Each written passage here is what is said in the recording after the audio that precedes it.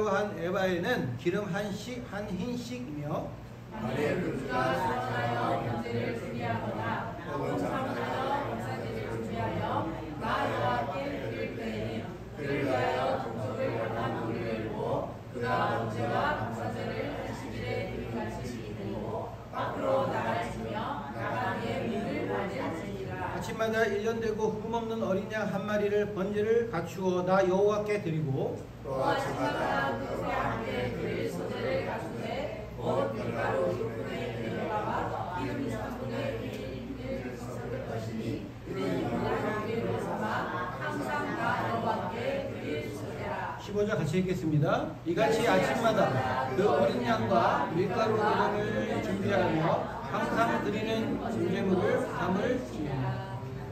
아멘. 감사합니다. 자리에 앉으시기 바랍니다.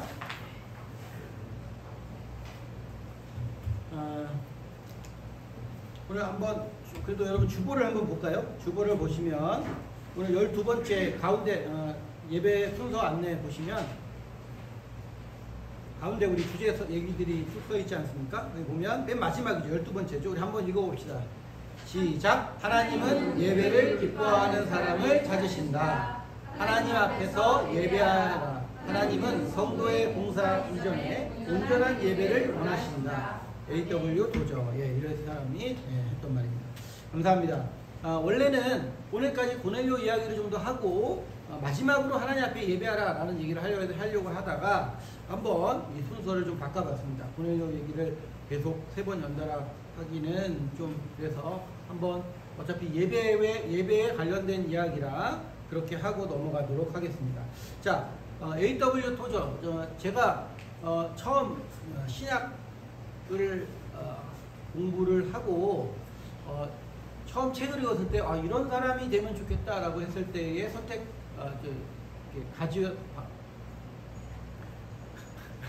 했을 때에 제가 이런 사람이면 좋겠다라고 했던 사람이 A.W. 토저라고 하는 사람입니다. 20세기 예레미야라고 하고 불리는 사람이거든요. 돌아가신 분인데 그 사람 시리즈를 제가 가지고 있는데요. 굉장히 예배에 대해서 비판적이고 현대 예배에 대해서 강력하게 회개와 변화를 촉구하는 말씀을 증거하고 있습니다. 그 말씀을 들으면 여러분 본질적으로 하나님께서 어떤 예배를 원하시고 바라고 소망하는지에 대해서 많이 생각하게 되죠. 여담이지만 여러분 이게 잘못됐다, 저게 잘못됐다라고 얘기하는 부분들이 굉장히 많죠. 근데 여러분 거기에 한계가 뭔지 아십니까? 그러면 어떻게 해야 되느냐라고 하는 부분에 있어서 잘 대안이 없다라고 하는 거예요. 그래서 여러분 그런 것들에 대해서 사실 저는 여러분을 만나기 전부터 또 우리 교회 부임하고 나서도 굉장한 고민 중에 한 가지였죠.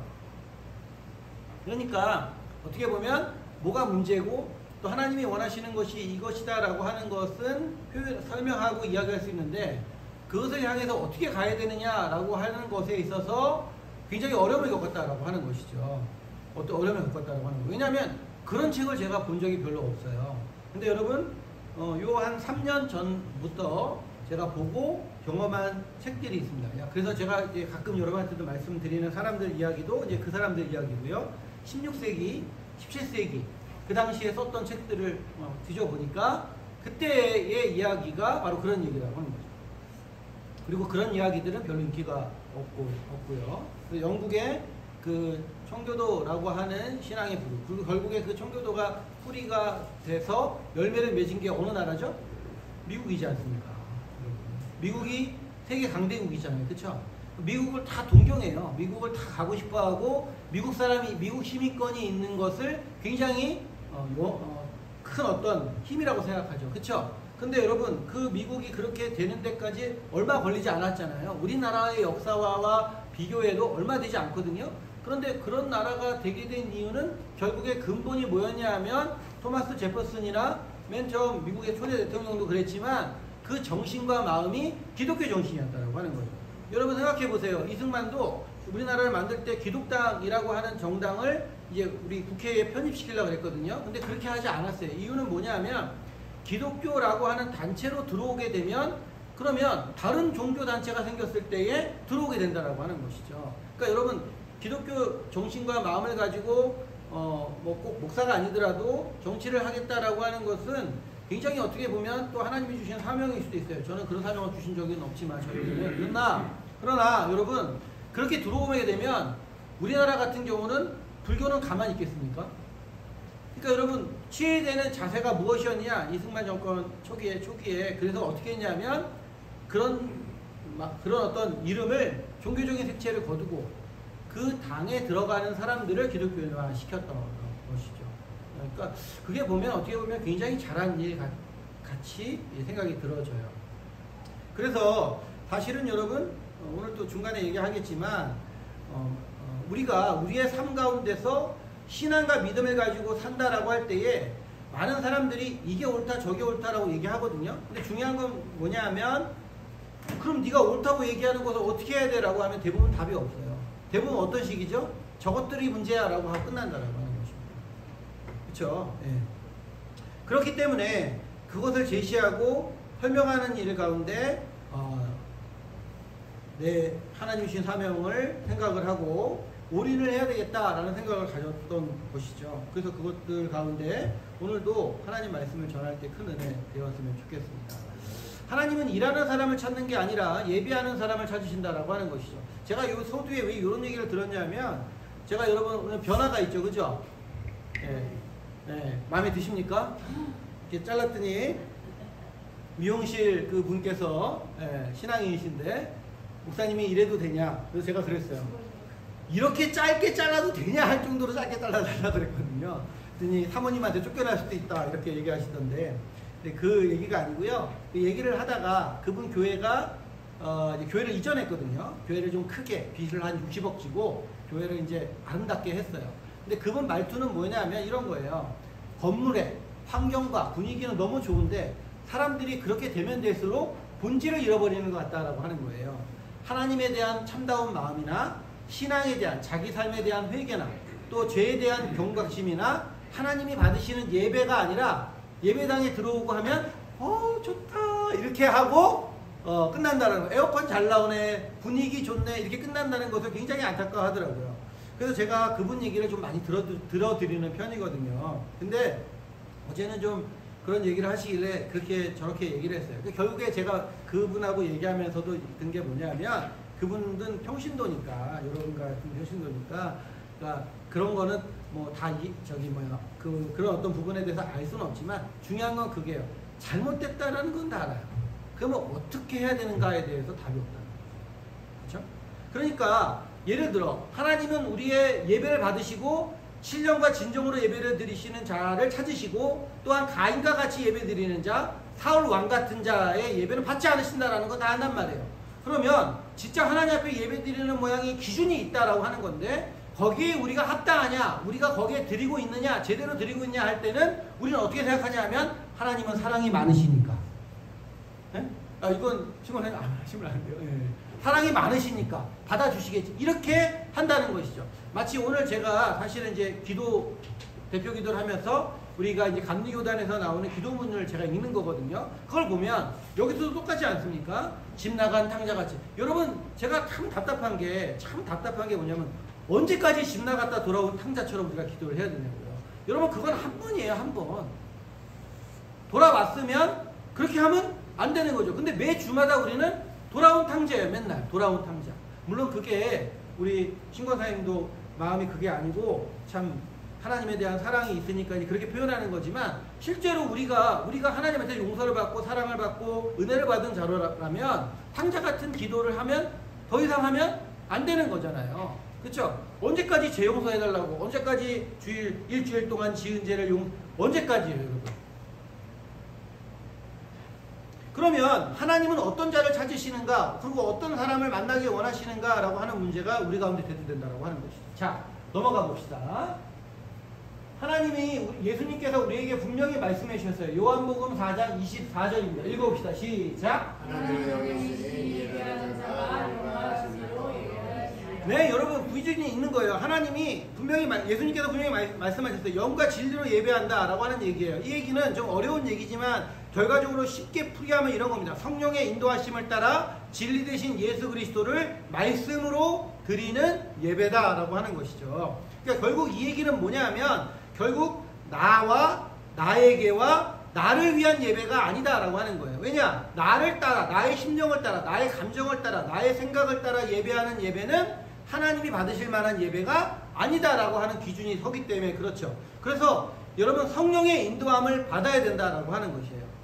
그렇기 때문에 우리가 그 성령의 인도함을 받기 위해서 때로는 하나님이 우리의 마음과 심령을 변화시키는 것에 민감하게 반응도 해야 되지만 그러나 우리의 마음과 생각에서 불어나오는 것들을 억눌러야 되는 마음도 사실 성령님의 인도함을 따라 살아가는 것이죠. 왜냐?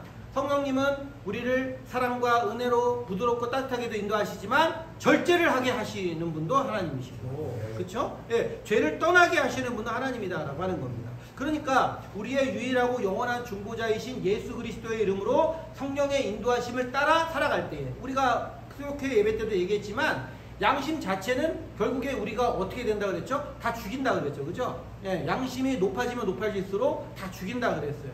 그런데 그 양심에 성령의 인도하심과 또 하나님의 말씀이 쌓이면 바로 우리가 그리스도를 만나는 일에 가장 가깝게 인도하는 마치 그 율법이 보조교사처럼 그렇게 우리를 그리스도께 인도하는 것과 똑같은 것으로 우리를 인도하신다. 그래서 여러분 로마서에 보면 양심으로 이방인들을 심판하시고 그렇죠? 예, 유대인들은 율법으로 심판하신다라고 할 만큼 양심이 우리에게 그렇게 중요하다라고 하는 거예요. 근데 중요한 건 뭐예요? 두 부분 다 성령의 기름 부음이 있지 않냐면 곤란하다라고 하는 것이죠.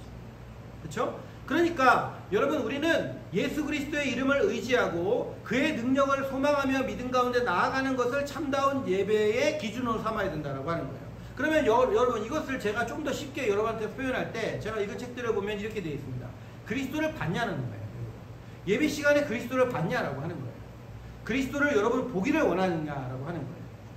여러분 오병이어라고 하는 엄청난 기적을 체험했던 5,000명의 사람들, 남자만 5,000명이었죠. 근데 여러분 그 사람들을 하나님께서 예수님께서 그 다음날 보시고 난 다음에 하신 말씀이 있어요. 그 말씀이 뭐냐면 요한복음 6장 26절입니다. 읽어봅시다. 시작. 예수께서 대답하여 이르시되 내가 진실로 너희에게 이르노니 너희가 나를 찾는 것은 표적을 보고만 하게 하며 복을 보고 배부를 만하리라.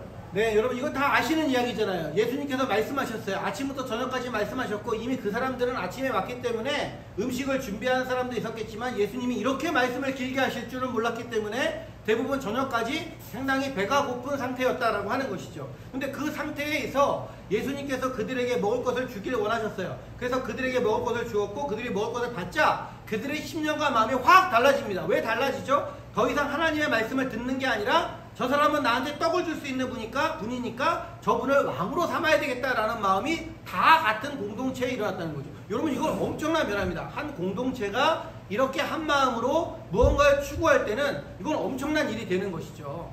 여러분 그렇지 않습니까? 그죠? 네. 그래서 이 사람들이 그렇게 예수님을 쫓아다니고 예수님은 이 사람들을 피해 다녔거든요. 하루 동안. 그랬는데 그 사람들이 다시 이 예수님한테 와가지고 집에도 안 돌아갔어요. 집에도 안 돌아가고 이 상황을 좀 설명하면 더 재밌긴 한데 어쨌든 집으로도 돌아가지 않고 다시 예수님을 찾아가지고 예수님을 만나니까 예수님이 뭐라 그러냐면 너희가 나를 찾는 것은 표적을 본 까닭이 아니고 떡을 먹고 배부른 까닭이다. 여러분 이것은 주객이 바뀌었다라고 하는 거죠.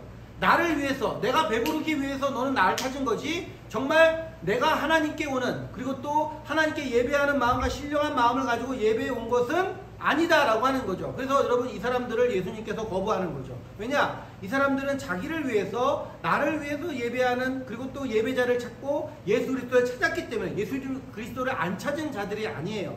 찾았기 때문에 이들은 진령과 진정으로 하나님이 기뻐하는 예배자가 될 수 없었다라고 하는 것이죠. 자, 그러면 여러분 예배란 무엇일까요? 오늘 성경에 보면 계시록에서 46장 9절 읽어보면 좀 낯선 단어들도 많고 이게 도대체 무슨 말이야? 라고 하는 부분도 있었겠지만 좀 살펴보려고 하는 것입니다. 첫 번째 예배라는 것은 뭐냐면 따라합시다. 하나님과의 만남이다. 네, 여러분 예수님께서 성경에 보면 오늘 말씀에 보면 9절에 이렇게 되어 있습니다. 그러나 모든 정한 절기에 이 땅 백성이 나 여호와 앞에 뭐 할 때는요? 나아올 때. 왜 나가야 되죠? 왜 성전에 나와야 됩니까? 왜 교회에 나와야 됩니까? 여러분 집에는 하나님이 안 계십니까? 집에서는 성령님이 여러분 가운데 역사하지 않으십니까? 왜 우리가 교회에 나와서 시간을 정하고 장소를 정해서 하나님께 나오게 돼야 되죠? 그것은 만남이 있기 때문에 그래요. 뭐라고요? 만남이 있기 때문에. 우리가 어디에 나오는 거냐 하면 그리스도 앞에, 하나님 앞에 나오는 거예요. 하나님을 만나는 겁니다. 그러니까 다시 말하면 예배라는 것은 무엇이냐? 하나님을 만나는 거예요. 살아계신 하나님 앞에 예수 그리스도의 의를 덧입어서 성령의 능력으로 말미암아 하나님께 나와서 하나님을 만난다. 그것이 바로 예배다라고 하는 것이죠. 그리고 여러분 여기서 중요한 도구가 뭐죠? 그리스도의 의거든요. 그리스도의 의, 그리스도께서 하신 일이거든요. 그걸 통해서만 우리가 하나님을 만날 수 있는 거예요. 여기서 아멘 한번 해주시면 안 됩니까? 예, 근데 그 그리스도의 의는 무엇을 통해서 여러분한테 전달됩니까? 그죠, 말씀을 통해서 전달되는 거예요. 그러니까 말씀이 중요한 이유는 하나님께서 우리에게 예수 그리스도의 의를 증거할 때에 어떻게 증거하시냐면 말씀으로, 즉 다시 말하면 설교를 통해서 증거가 되기 때문에 그 예배 시간에 가장 중요한 시간이 설교 시간이 되는 것이고 말씀을 듣는 시간이 된다라고 하는 것입니다. 즉 다시 말하면 여러분 잊지 마십시오. 우리는 반드시 예배 시간에 하나님을 만나야 되고 그리스도를 봐야 되는데 그러려면 하나님의 말씀을 집중해서 들어야 된다라고 하는 것이죠. 우리 교회는 사실은 성가대나 다른 여러 가지 부수적인 게 없지 않습니까? 여러분 말씀에 집중하기가 얼마나 좋습니까? 여러분 제가 만약에 여기 성가대가 있고 이렇게 하잖아요. 예배 시간 설교 시간 한 30분도 안 돼요. 그렇게 되면. 근데 여러분 우리는 제가 40분 해도 12시가 안 넘거든요. 예? 여러분 이렇게 예배의 환경, 하나님의 말씀을 들을 수 있는 좋은 환경이 어디냐라고 하는 것이죠. 여러분 다윗은 하나님 앞에 정말 최선을 다해서 나가는 사람이었어요. 여러분 예배에 대해서 기준을 따를 때 항상 다윗을 얘기하지 않습니까? 그런데 그 다윗에 대해서 성경이 넘겨주십시오. 네. 다윗에 대해서 이렇게 얘기합니다. 우리 대상 13장 8절 한번 읽어봅시다. 시작. 너희가 이스라엘 모두는 하나님 앞에서 힘을 다하여 기르며 노래하며 순간 비와 성과 소용과 나타로 연주하리라. 네, 그럼요. 여러분 우리가 어떤 위대한 사람, 세상에 정말 훌륭한 사람들을 만날 때도 그분을 만나기 위해서 무언가가 정해지면 최선을 다하지 않습니까? 그렇죠? 근데 우리도 주님을 만나기 위해서 하나님을 만난다라고 할 때에도 마찬가지다라고 하는 것이죠. 정말 최선과 최선의 모습으로 해야 된다. 다윗은 여러분 뭐라고 얘기하냐면 내가 하나님 앞에서 힘을 다했다라고 얘기하는 겁니다. 여러분 예배 시간에는 힘을 다해야 되는 겁니다. 여러분 마음을 다해야 되는 거예요. 여러분 졸음이 온다고 졸면 안 되고 마음을 다해서 졸음을 몰아내야 되는 거예요. 목사님 설교가 약간 잘 안 들린다 할지라도 최선을 다해서 그래도 무언가 하나로 듣기 위해서 최선을 다해야 된다라고 하는 것이죠. 아멘이 작아지네요, 여러분. 네. 여러분 여기 오늘 성경에 나오는 이 본문은 여러분 다 아시는 단어예요. 그 법궤가 옮겨지면서 성전으로 다윗의 장막으로 들어갈 때에 다윗이 춤을 추다가 어떻게 됐다 그랬죠? 에봇이 벗겨졌어요. 근데 재밌는 건 뭔지 알아요? 다윗이 에봇을 입었다라고 하는 것이죠. 에봇은 원래 흔들면 벗겨지거든요. 네. 왜 그랬을까? 물론 여러분 이게 퍼포먼스다 아니면 일부러 그랬다 이렇게 얘기할 수도 있지만 다윗은 보여주고 싶은 거예요. 가장 위대하고 그리고 또 존경받는 사람으로서 내가 하나님 앞에 얼마나 가장 낮은 자세 또 정말 전심을 다해서 왕이라는 지위와 이런 모든 것을 통해서는 도저히 할 수 없는 그 일을 하나님 앞에 하는 걸 통해서 백성들에게 본이 되어 주고 싶었던 것이죠. 그렇죠? 근데 여러분 그 일을 통해서 다윗의 첫 번째 부인이시죠. 다윗은 좀 부인이 좀 많으시니까 첫 번째 부인이 미갈인데 그 미갈이 16절에 보니까 창으로 내다보다가 예배를 구경하다가 다윗 왕이 여 앞에 뛰놀며 춤추는 것을 보고 심중에 뭐 했다고요? 네, 여러분 이런 자들과 함께 하지 마십시오. 예배를 업신여기는 자, 예배를 중요하게 생각하지 않는 자. 다윗은 이때부터 미갈과 한 침대에 들어가지도 않습니다.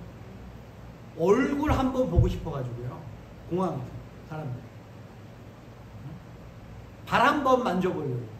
그거 보면서 예수님이 오시면 저 정도까지 할까 이런 생각이 들 정도예요. 여러분 눈에 보이는 것 그리고 또 우리의 눈을 만족하게 하는 것들이 눈에 보이지 않는 하나님 앞에 서지 못하게 한다라고 하는 것입니다. 그래서 예배는 하나님과의 만남이고 그러므로 장소와 시간보다 하나님께 집중하는 태도가 우리의 심령이 훨씬 중요한 거예요. 자, 요한복음 12장 21절입니다. 읽어봅시다. 시작. 그들이 갈릴리에 가서 나사나 빌립에게 가서 정말 이르되 선생님 우리가 예수를 배웠고자 하더이다. 네, 여러분 저는요 여기 관계상에 여기 요 편말 같은 거를 하나 만들어서 붙인다 그러면 요 말씀을 꼭 붙이고 싶어요. 선생이여 우리가 예수를 배웠고자 하나이다. 여러분 이 빌립은 예수님의 제자잖아요. 그래서 이 사람들에게 갈릴리 벳사람 사람들이 와가지고 이 선생님 예수님의 제자를 높여서 선생님이라고 부르면서 우리는 뭘 보기를 원합니다. 이게 여러분의 마음과 제가 전달하고 싶은 마음이 되는 겁니다. 여러분 예수님을 보고자 하는 사람 예수님을 보여주고 싶어하는 사람이 모이면 그게 예배다라고 하는 것이죠. 여러분 그것 외에 다른 것에 집중한다면 그것은 하나님을 모독하는 일이고 예배를 드리면서 죄를 짓는 일이다라고 하는 거예요. 여러분 인간과 인간이 만나서 약속을 잡을 때 제가 아까 조금 전에 말씀드린 것처럼 우리는 시간과 장소가 굉장히 중요해요. 그래서 사마리아 여인이 예수님한테 어디서 예배 드려야 됩니까? 이거 물어보잖아요. 그죠? 사마리아에서 예배 드려야 됩니까? 예루살렘에서 예배 드려야 됩니까? 그런데 여러분 오늘 우리가 요한복음에서 조금 살펴본 말씀을 통해서 보면 하나님은 영이시기 때문에 그것들이 별로 중요하지 않아요. 근데 여러분 그렇기 때문에 하나님은 뭘 보시냐 하면 우리의 심령과 마음을 보신다라고 하는 거예요. 그래서 우리는 쉽게 생각하죠. 아유 하나님 내 마음 아시지. 여러분 제가 지난번에 말씀드린 것처럼 믿는 일이 행하는 일보다 훨씬 쉽다 그랬습니까? 어렵다 그랬습니까? 어렵다 그랬잖아요. 믿는다고 할 때는 내가 행하는 것을 다 내려놓고 내가 행할 수 없다. 나는 행해도 구원받을 수 없다라는 그 마음을 가지고 믿는 거기 때문에 믿음이 어려운 것처럼 여러분 신령과 진정으로 마음을 다해 예배 드리는 것이 시간과 장소를 딱 정해놓고 그 시간만 가서 예배 드리면 된다는 것보다 훨씬 어려운 일이다 라고 하는 것이죠. 근데 여러분 시간과 장소를 제약을 하면 분명히 지키는 자와 지키지 않은 자가 눈에 보입니다. 그리고 그 자리에 나올 수 있는 사람 나올 수 없는 자가 구분이 되어버려요. 그런데 하나님이 말씀하신 것처럼 나는 영이시니 나는 영이니 내게 오는 자는 신령과 진정으로 예배된다라고 말씀하실 때에는 우리 마음으로 다가가야 될 텐데 마음에는 차별이 없지 않습니까? 누구나 마음이 있고 그 마음 가운데 하나님께 나아갈 수 있잖아요. 그렇기 때문에 분명한 게 뭡니까? 하나님 앞에는 숨길 수가 없게 된다라고 하는 거죠. 우리가 장소와 시간을 지켜서 예배드리는 것이 다라 그러면 하나님 그날 내가 그 시간에 갔지 않습니까? 그 시간에 내가 있었습니다. 딴 생각은 했는지 모르겠죠. 아무튼 있었어요! 이렇게 얘기할 수 있지만 하나님은 영이시니 신령과 진정으로 예배해야 된다라고 얘기할 때 여러분 그 하나님 앞에 여러분이 숨길 수 있겠습니까? 여러분이 어떤 마음으로 나왔는지 어떤 자세로 말씀을 들었는지 어떤 자세로 그 말씀을 대했는지 여러분 다 드러난다라고 하는 거죠. 그렇기 때문에 예배는 두려운 것입니다. 자, 그러므로 여러분 에스겔서 46장 9절에도 보면 이렇게 나와 있어요. 북문으로 들어와 경배하는 자는 남문으로 나가고 남문으로 들어온 자는 북문으로 나갈지라 들어온 문으로 들어가지 말고 그 몸을 앞으로 향한 대로 나가지라. 이게 이렇게 되어 있어요. 이게 얘기가 뭐냐 하면 똑바로 지키내서 쭉 그 예배의 흐름대로 가야 돼요. 여러분 쉽게 얘기하면 이거예요. 일방통행해라 이거예요. 일방통행. 유턴하지 말라라고 하는 거예요. 뒤돌아보면 안 된다라고 하는 거죠. 이건 첫 번째 질서라는 의미가 있습니다. 질서라고 하는 거예요. 여러분 교회와 영적인 부분은 분명한 것이 있는데 그게 뭐냐면 질서예요. 그래서 영적인 사람의 많은 사람들이 여러분 가지고 있는 게 뭐냐면 질서예요. 영적인 좀 능력이 있다 힘이 있다라고 하는 사람들이 질서를 어지럽히잖아요. 그건 뭐냐면 정말 하나님께서 뭘 원하시는지를 모르기 때문에 그렇다라고 하는 것이죠. 두 번째는 여러분 그것을 통해서 하나님께 집중하기 위해서예요. 뒤돌아보지 말라고요. 여러분도 지금 앉은 자리에서 뒤돌아보지 마시라고요. 옆에 보지 마시라는 거죠. 사람 보러 나온 게 아니지 않습니까? 구경하고 감상하고 나온 것이 아니지 않습니까? 하나님께 나온 거지 않습니까? 하나님의 보좌, 하나님의 말씀이 들려지는 이곳을 집중하고 이 하나님의 말씀을 묵상하며 여기서 벌어지는 모든 일이 하나님 앞에서 벌어지는 일이다라는 마음과 심령을 가지고 하나님이 말씀을 통해서도 또 때로는 여러분의 심령 가운데 이루어지는 일을 통해서도 여기서 벌어지는 작은 제스처 하나도 헌금위원이 헌금을 갖다주는 이 작은 일 가운데도 여러분 그 가운데 여러분 찬양하는 그 일 가운데도 지금 하나님 앞에서 우리가 예배드리고 있다라고 하는 마음과 생각을 잃어버려서는 안 된다라고 하는 것입니다. 그렇죠? 네.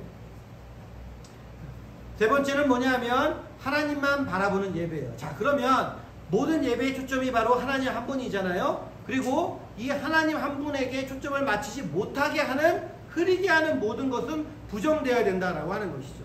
근데 여러분 오늘 성경의 에스겔 성전을 바라보면서 북문으로 나온 사람은 남문으로 가고 남문으로 들어온 사람은 북문으로 나가라 라고 했지만 정말 수많은 사람이 자기가 왔던 길로 나가요. 그러니까 교회는 질서가 없어지고 자기가 원하는 대로 행하는 사람들만 등장하게 되고 가장 중요한 건 뭐예요? 바로 성전을 등지는 사람들이 많아진다고 하는 거죠. 하나님께 등을 돌려요. 말씀에는 관심이 없다라고 하는 것이죠. 여러분 결혼하신 여러분 대부분 결혼하신 여러분 부부 사이에 잘 때 등 돌리고 자면 기분이 어떻습니까? 여러분은 어떨 때 등을 돌리고 잡니까? 하나님도 똑같은 마음이실 겁니다. 마치 인격이 부정되는 것 같고 나를 모독하는 것 같은 느낌일 것이다 라고 하는 것입니다. 하나님께 고정되어야 되는 시선이 자꾸 사람에게 가고 사람을 의식하게 되고 그러면 하나님과의 만남이 방해가 된다라고 하는 것입니다. 예배 시간 내내 아 이거 어떻게 해야 되지? 뭐 집에 뭐가 어떻게 되지? 네, 구체적인 예는 더 이상 들지 않겠습니다. 그러나 여러분 한번 여러분의 모습을 한번 생각해 보십시오. 그게 여러분 중요하지 않다는 얘기가 아니에요. 중요하지 않다는 얘기가 아니라 하나님을 잃어버리게 만든다는 거죠. 자기의 형편, 내 처지, 내 생각만 가지고 예배 시간에 계속 있다가 하나님을 보고자 하는 마음, 예수님의 말씀을 듣고자 하는 마음은 다 사라져 버리고 그러니까 여러분 어떻게 돼요? 도대체 언제 끝나나 라는 마음만 우리 마음에 남는다라고 하는 것이죠. 온갖 염려만 예배 시간에도 똑같이 하다가 세상 사람들처럼 그냥 모인 것에 만족을 하다가 다른 사람들 평가하고 설교도 평가하고 예배가 어쩌네 저쩌네 하다가 돌아간다라고 하는 거죠. 여러분 이런 사람들이 여러분 사실 얼마나 많습니까? 얼마나 많습니까? 자기 자신도 제대로 보지 못하는 사람들이 얼마나 많습니까? 하나님이 나에게 뭐라고 말씀하시느냐가 아니라 오늘 예배가 어떻다라고 하면서 마치 하나님과 똑같은 자리에 앉아서 똑같이 예배를 보고 싶어하는 사람들이 얼마나 많냐라고 하는 거예요. 어떤 사람들은 예배를 봉사한다, 예배를 위해서 주차 이용한다. 우리 여기는 없으니까 제가 말씀드리는 거예요. 예. 그러니까 그 인간들이 문제 이렇게 생각하시면 안 되고 혹시 나에게도 이렇게 생각한다는 거죠. 여러분 주차위원들이 예배 시간에 여러분 제대로 와서 예배 드리는 사람 저는 큰 교회 있을 때 본 적이 없어요. 여러분 저는 부목사로 있어본 적은 없고 전도사로 있어본 적이 많은데요. 가장 전도사로서 신앙심이 떨어지는 사람이 어디 있는 사람인지 아세요? 방송실에 있는 사람입니다. 제가 우리 교회가 만약 커져서 방송실이 만약에 생기잖아요. 그러면 방송실은 예배를 따로 드려야 돼요. 그건 예배 드리는 게 아닙니다. 예배 시간에 서비스하는 거예요. 우리 용원사님이 열심히 이렇게 누르시잖아요. 그죠? 네. 그런 것처럼 그 정도가 아니라 방송실 뒤에 앉아가지고 예배 모든 세팅을 하고 이렇게 하다 보면 하나님께 집중할 수 있는 마음과 생각이 떨어진다고 하는 것이죠. 네? 여러분 우리는 그런 게 없지만 큰 게 가면 주보 이렇게 나눠주고 아유 어서오세요 이렇게 하는 예배위원들 있잖아요. 그 사람들 여러분 예배 시간 10분 15분 늦게 들어오지 않습니까? 뒤에 오는 사람들을 위해서. 근데 그런 분들이 예배를 온전히 드리기가 쉬울까요? 맨 뒤에 앉죠. 그래서 오늘 누가 왔네. 인원이 없죠. 예배 시간에 앞자리에 앉아는 이유가 무엇입니까? 앞자리가 금자리야. 여러분 무슨 금입니까? 금. 하나님께 집중하기 위해서입니다. 금보다 귀한 하나님께 집중하기 위해서다라고 하는 것이죠. 자, 우리 이제 마지막으로 가봅시다. 그러므로 여러분 우리는 온전한 예배를 드려야 돼요. 온전한 예배는 어떤 겁니까? 하나님을 바라보는 예배예요. 여러분 다른 사람 예배 드리냐 안 드리냐 신경 쓸 필요 없고 솔직히 목사님이 마음이 어떤가 이것도 바라볼 필요 없어요. 지금 나에게 들려지는 이 상황 가운데 하나님만 내게 집중할 수 있는가? 하나님이 우리에게 주시는 것이 무엇인가? 지금 이 모습을 내가 하나님이 나를 받으실 만한가를 생각하고 집중해야 된다라고 하는 것이죠. 그래서 여러분 예배는 어떤 마음이냐? 첫 번째 그냥 넘어갈 텐데요. 예배의 정신이 있는데 그것은 에스겔서 46장 10절의 말씀인데요. 이런 거예요. 쉽게 말씀드릴게요. 군주가 들어와도 똑같이 예배 드려야 됩니다. 예배의 차별이 없어야 된다는 하는 거죠. 지금은 우리 한국교회가 이런 데에서 굉장히 보편화되어 있어요. 근데 여러분 한 20년 제가 청년 때만 해도 참 마음에 안 들었던 게 어디 국회의원만 오면은 맨 앞자리에 앉히더라고요. 근데 그 인간은 예배 시간에 그날만 오거든요. 352주 동안 딱 한 번 와요. 언제 오죠? 승거할 때. 근데 그 사람을 제일 앞자리에 앉히고 그 사람을 위해서 뭔가 한다는 것이죠. 근데 그러면 안 된다라는 거죠. 예배는 예수님을 믿는 믿음으로 의롭다함을 받은, 굉장히 중요한 말이에요. 예배는 예수님을 믿는 믿음으로 의롭다함을 얻은 하나님의 자녀가 하나님께 나아가는 거예요. 그 외의 사람은 하나님께 나아갈 수도 없고 나아가면 죽는 겁니다. 그러므로 여러분 세상적인 신분, 능력 이런 거 중요하지 않습니다. 여러분 군대에서도 예배 드릴 때도 여러분 정말 제가 이제 중대 군종병으로 있을 때도 여러분 정말 믿음이 있으신 분들은 교회 안에서는 직업도 안 따지고 인사도 못하게 해요. 이거 있잖아요. 이거 하는 거. 이거 하는 것도 못하게 했다라고 하는 것이죠. 여러분 그게 뭐예요? 나의 인격과 나의 신앙이 그만큼 훌륭하다는 걸 드러내는 게 아니라 교회 안에서 영광받고 교회 안에서 인사를 받아야 되고 교회 안에서 높임을 받아야 되는 것은 오직 하나님 한 분이다라고 하는 믿음이 아니겠습니까? 우리의 높고 낮음이 중요하지 않다라고 하는 것이죠. 예배에 나와 오늘 예배하는 일회교회 모든 성도님 여러분 일치된 마음으로 하나님께 나와서 하나님께 나와 예배하는 것이 하나님이 원하시는 것이다라고 하는 것입니다. 그렇죠? 여러분 우리가 그리스도 안에서 정말 예배하는 자라면 우리의 마음과 생각이 하나 되어야 된다라고 하는 것이죠. 예배보다 그리스도보다 더 높이 작용하는 것들이 있어서는 안 된다라고 하는 것입니다. 그 예배는 하나님이 받으시지 못한다라고 하는 것입니다. 두 번째 예배의 본질입니다.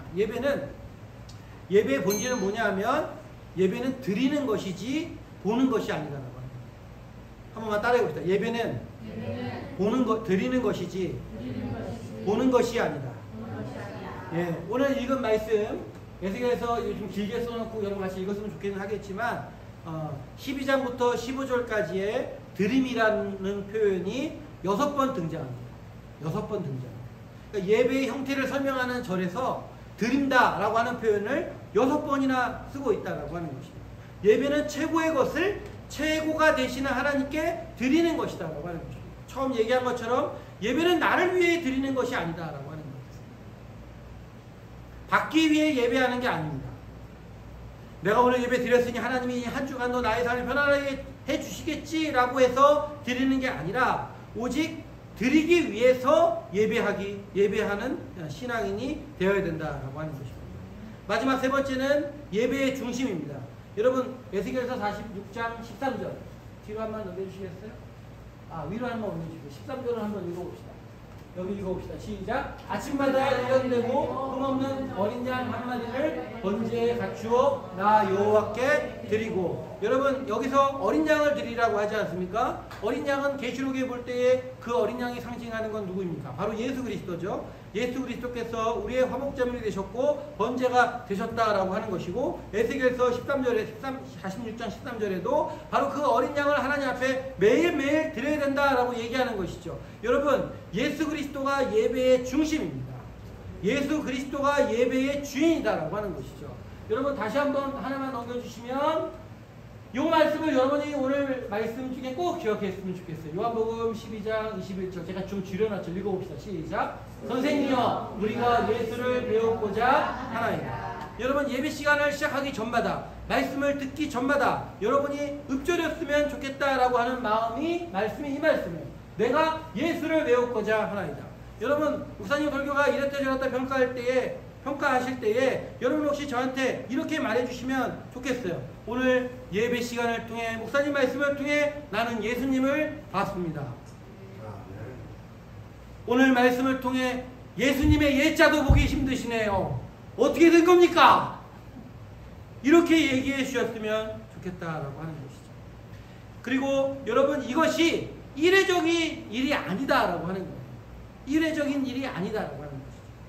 오늘 혹시 한번 찾아서 보시면 좋겠지만 14절부터 15절에 보면 아침마다 항상이라는 말을 반복하고 있어요. 그러니까 뭐예요? 그건 한 번만 하는 게 아니고 일주일에 한 번만 하는 게 아니라 매번 항상 이렇게 해야 된다는 거죠. 예수님이 우리의 삶에, 우리의 예배의 중심에 있어야 된다고 하는 거죠. 왜 그렇죠? 그 예수 그리스도가 우리의 죄를 사하시고 영원한 생명이 그의 안에 있기 때문에 우리가 그의 안에 들어갈 때에만 영생을 얻을 수 있다라고 하는 것입니다. 근데 여러분, 우리는 때로는 어떻게 생각할 때가 있냐면, 저도 그랬지만 또 예수님 얘기를 해야 되나? 지겹지 않을까? 예배가 좀 새로운 이야기를 해야 되나? 세상 이야기를 좀 해야 되지 않나? 네? 다 아는데 이렇게 생각할 때가 있다라고 하는 것이죠. 그런데 여러분, 오늘 교동문에 보면 이런 말이 있더라고요. 맨 마지막에 내가 보니 모든 완전한 것이 다 끝이 있어도 주의 계명은 심히 넓으니. 여러분, 세상 일에, 모든 세상 일에도 다 만족함 이후에 이제 이 정도면 됐어, 실증 날 때가 있지만 성경은 뭐라고 얘기하냐면 주의 계명은 그렇지 않다라고 하는 거예요. 그래서 시편 기자가 뭐라고 얘기합니까? 내가 주의 법을 어찌 그리 사랑하는지. 여러분, 사랑해서 이만큼이면 됐다라고 여겨지는 게 예배이거나 그리스도이거나 말씀이 될 수 없다라고 하는 거예요. 왜 그렇죠? 그건 끝이 없는 거기 때문에. 그래서 여러분, 시편 기자가 마지막에 오늘 교동문에 읽은 거 뭐예요? 내가 그것을 종일 작은 소리로 읊조린다라고 하는 것입니다. 여러분, 우리가 습관과 형식적으로 예배를 드리는 마음으로 빠질 때에 느껴지는 게 뭐예요? 그거 다 안다. 이제 다 들어서 안다. 여러분, 하나님을 많이 아십니까? 그리스도를 많이 아십니까? 그렇지 않다라고 하는 거죠. 자, 결론입니다.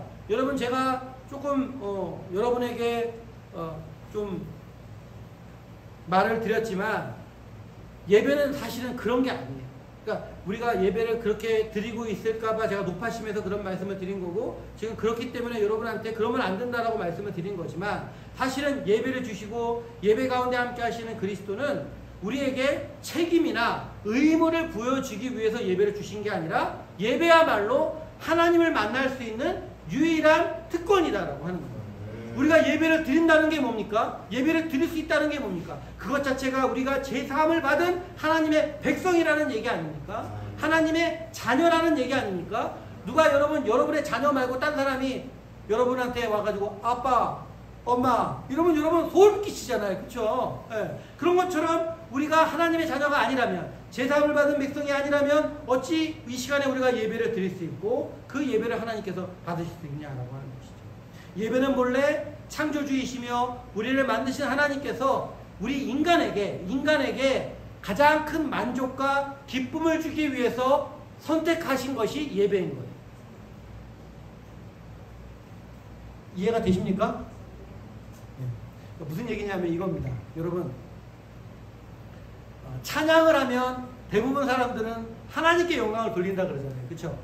그쵸? 근데 여러분, 찬양하면 진짜 좋은 건 누구죠? 우리잖아요. 여러분, 우리가 찬양할 때 우리가 참 하나 되고 좋아하잖아요. 여러분, 그건 똑같은 거예요. 유명한 야구선수, 축구선수, 이런 선수들 막 응원하잖아요. 그죠? 그 응원하면 그 사람이 좋습니까? 내가 좋습니까?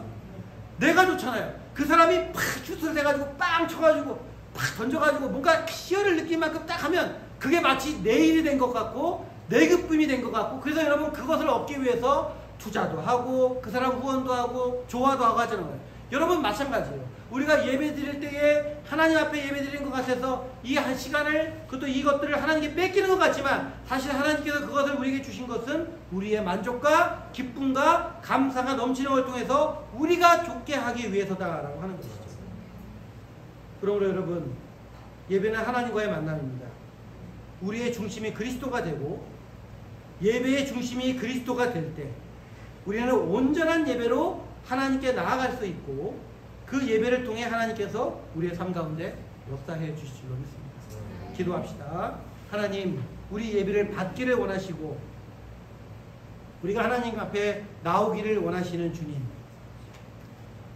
우리의 신령과 진정으로 드려지는 예배를 통해 하나님 앞에 기쁨으로 나아갈 수 있는 신앙과 믿음이 되게 해 주시옵소서. 하나님, 우리의 예배와 우리의 신앙 가운데 날마다 새로워지고 날마다 하나님의 뜻을 알아가는 기쁨이 넘치게 해 주시옵시고 주께서 우리에게 부어주시는 은혜로 말미암아 신령과 진정으로 드리고 오직 예수를 보기 원한다라는 귀한 심령으로 주님 앞에 나왔던 사람들처럼 우리 또한 이 시간 하나님을 만나고 예수 그리스도를 만나며 하나님 말씀 가운데 주님을 기쁨으로 맞이할 수 있는 참된 신앙인이 우리 가운데 우리가 되게 하여 주시옵소서. 11조 예물 윤호서 신미성 원사님, 신미숙 집사님, 최봉훈 구혜진 집사님, 김원칠 영희 원사님, 남양유업 드립니다. 성교 예물 윤호서 신미성 원사님 가정, 이영희 김원칠 원사님 가정, 건축 예물도 마찬가지로 이렇게 드립니다. 두정원금 심상희 목사님, 조혜원 사모님, 심시연, 심채연, 심하연, 이영희 권사님, 최범근 집사님, 구혜진 집사님, 신미숙 집사님, 윤호석 권사님, 신미성 권사님, 윤성빈, 박태호 집사님, 최범근 집사님, 감사예물 하나님 은혜 늘 사모하기 원합니다. 신미숙 집사님 드립니다. 예배 가운데 만나주시는 하나님, 하늘에 내려주신 은혜로 수확한 감사의 예물을 올리오니 기쁘게 받아주시고 복을 내려주시옵소서. 삶이 너무 필적하여 시험이 들지 않도록 인도하시며 너무 풍족하여 세상 가운데 우리의 눈이 돌아가지 않도록 합당한 은총을 내려주시옵소서. 받는 것보다 주는 것을 더 복되다 하시는 말씀을 따라 11조와 건축과 선교와 또 주종과 감사 예물을 드릴 때에 우리의 삶 가운데 하나님께서 부어주시는 합당한 축복으로 아버지 넘치는 은혜로 함께하여 주시옵소서. 감사드리며 예수님의 이름으로 기도하옵나이다. 아멘. 아멘. 우리 주부에는 그렇게 나왔는데 우리 찬송가 좀 펴주시겠습니까? 우리 찬송가 365장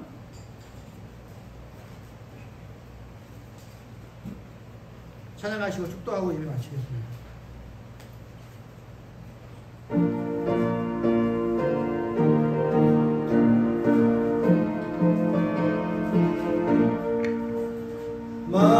마음속에 근심 있는 사람 주 예수 앞에 다 아뢰어라. 슬픈 마음 있을 때라도 주 예수께 아뢰라.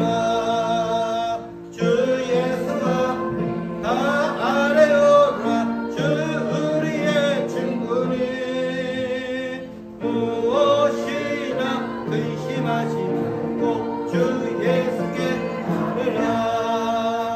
눈물 나며 기쁜 한숨 쉴 때 주 예수 앞에 자 아뢰어라. 은밀한 죄 내게 있더라도 주 예수께 아뢰라. 주 예수 앞에 다 아뢰어라. 주 우리의 친구니 무엇이나 근심하지 말고 주 예수께 아뢰라. 괴로움과 두려움 있을 때 주 예수 앞에 다 아뢰어라. 내일을 염려하지 말고 주 예수께 아뢰라. 주 예수 앞에 아뢰어라. 주 우리의 친구니 무엇이나 근심하지 말고 주 예수께 아뢰라. 금 앞에 겁을 내는 자여 주 예수 앞에 다 하늘나라 바라보는 하늘나라 바라보는 자여 주 예수께 아뢰라.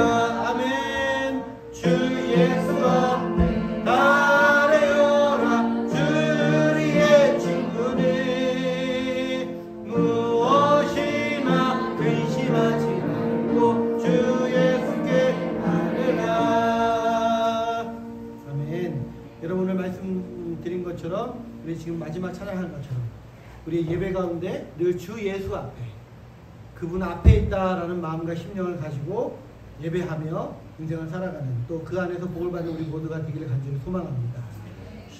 그 무엇과 바꿀 수 없는 가장 귀한 보배 되시는 예수 그리스도의 한없는 은혜와 가장 귀한 보배를 아끼지 않으시고 내려주신 하나님의 사랑과 신앙의 아름다운 열매를 맺게 하시는 성령의 인도하심이 우리 하나님 앞에 예배하기를 원하고 예수 그리스도 앞에 주님을 보기를 원하는 이래교회 모든 성도들 머리 위에 이제부터 영원까지 함께 하시기를 간절히 축원하옵나이다. 아멘. 신령과 신정으로 예배드리는 자를 찾으시는 아버지, 우리의 마음과 심령을 다해서 우리의 솜씨와 능력과 아버지 하나님 우리의 재주가 아니라 우리의 마음과 우리의 심령 가운데 하나님을 찾고 예수 그리스도를 만나기 원하며 갈급한 심령으로 가난한 심령으로 주 앞에 나와 하나님의 말씀에 집중하는 우리 이래교회 성도들 되게 해주셔서 하늘의 신령한 은혜 예수 그리스도께서 말씀하신 팔복의 능력을 우리 이래교회 가운데 우리 사랑하는 성도들 삶 가운데 넘쳐나고 아버지 하나님 부어지며 주 예수 그리스도의 살아계심을 경험할 수 있는 귀한 시간 되게 해주시옵소서.